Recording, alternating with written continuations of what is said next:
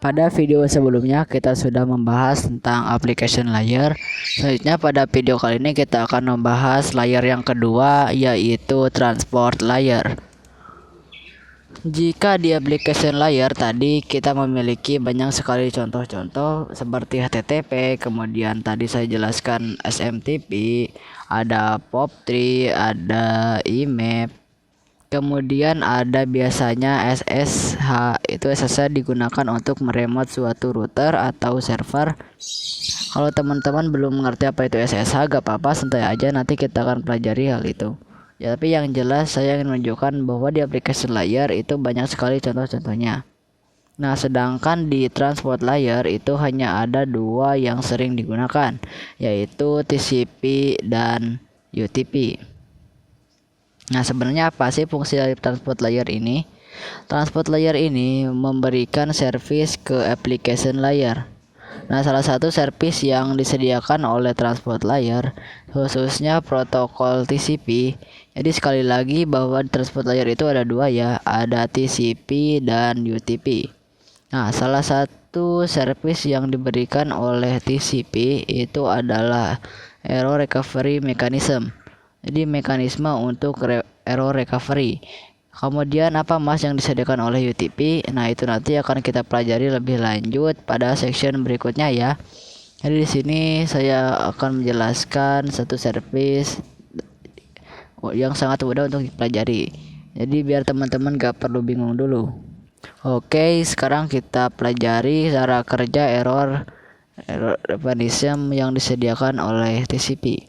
Jadi di sini adalah salah satu ilustrasi ya. Ini contoh ilustrasinya. Di sini adalah ketika satu klien melakukan request ke website.com.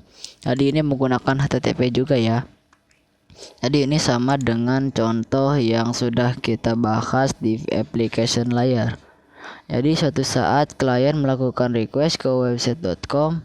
Kemudian request tersebut sampai ke web server dan web server akan melakukan respon atau reply.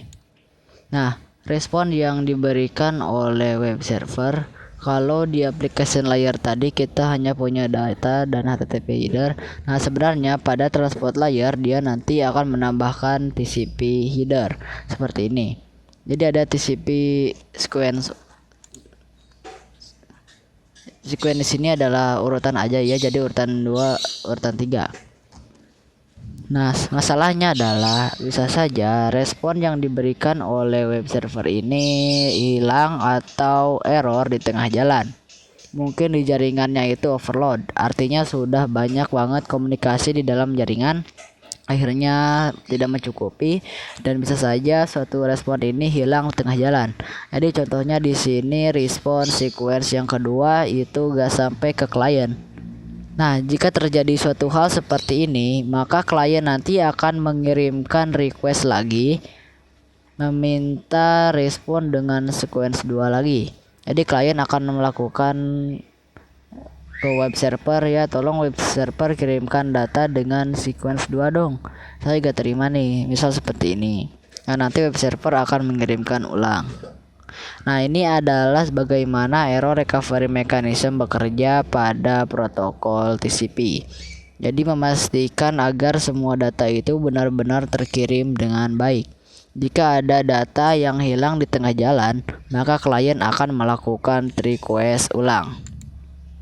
Oke, seperti itu ya teman-teman. Jadi kesimpulannya adalah bahwa di transport layer itu fungsinya adalah memberikan service kepada application layer, dan salah satu servicenya yang disediakan oleh khususnya TCP itu adalah error recovery mechanism, yaitu agar kalau misal ada data yang error di tengah jalan, klien bisa melakukan request ulang terhadap data tersebut.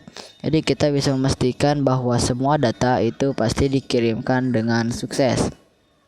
Oke, saya rasa cukup untuk video kali ini. Pada video berikutnya kita akan membahas tentang TCP/IP layer ketiga, yaitu network layer.